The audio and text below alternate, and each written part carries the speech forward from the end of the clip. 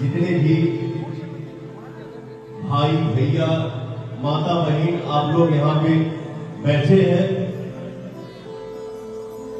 हिंदी में एक बात बता दूं कि हम माता रानी के दरबार में हैं।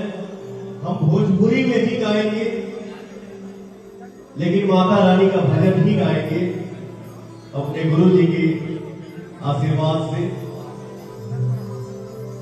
भाषा समझ में आए चाहे ना आए, पर इतना समझिएगा कि ये जो बच्चा है, ये भाई है, ये जो बेटा है, माँ का भजन गा रहा है।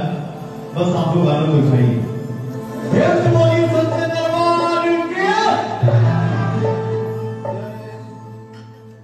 एगो लड़का अपने माई की पूजा भक्ति से इतना प्रसन्न करने पर कवि का क्या भाव है। माई डोली चढ़ी